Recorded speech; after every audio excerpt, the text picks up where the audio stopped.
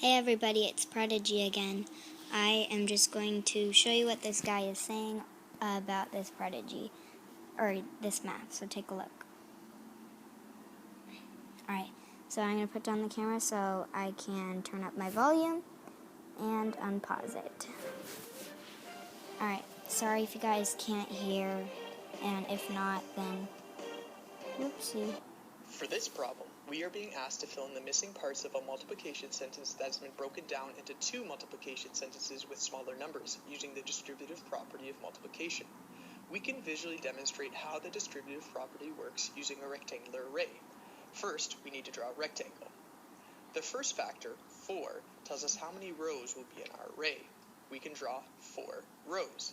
The numbers inside the brackets tell us how many columns will be in our array. First, we will draw 5 columns.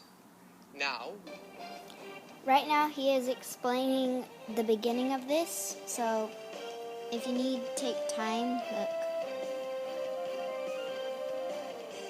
He's also explaining the first step of the problem, so make sure you're paying attention.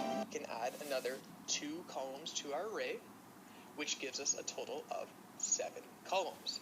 This means that he just did 5 plus 2 equals 7, and I believe that is going to lead us to our answer.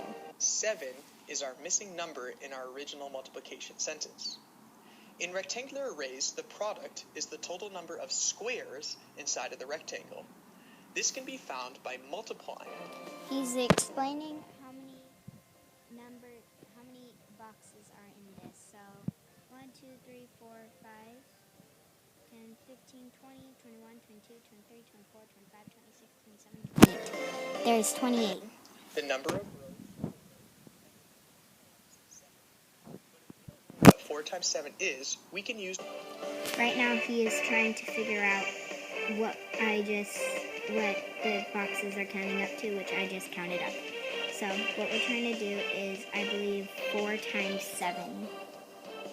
The distributive property to break our rectangular array into smaller rectangles to make it easier to find the total number of squares. In our question, 7 has been broken to be 5 plus 2, so we will split our rectangular array into 2 smaller rectangles, one with 5 columns, to break our rectangular array into smaller rectangles to make it easier. He is trying to find an easier way to figure out this problem. To find the total number of squares. In our question, 7 has been broken to be 5 plus 2, so we will split our rectangular array into 2 small. 7 has been broken down as 5 plus 2 equals 7. He is trying to find the number 7, which he's already done. Rectangles, one with 5 columns and one with 2 columns. Now, we can use multiplication.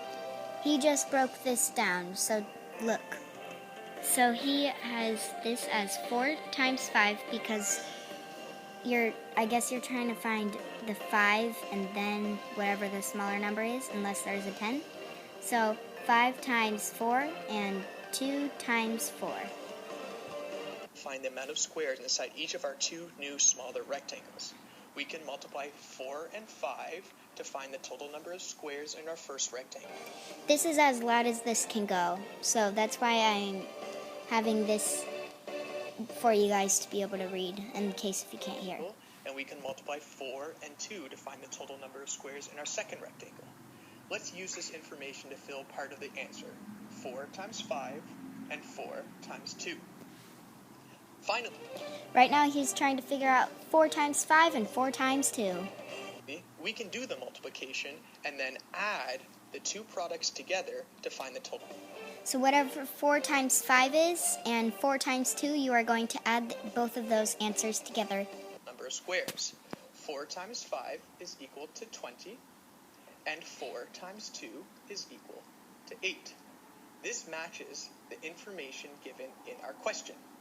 Now, 20 plus 8 gives us a total of 28 squares, which means that 4 times 7 is equal to 28. And that's how you get your answer.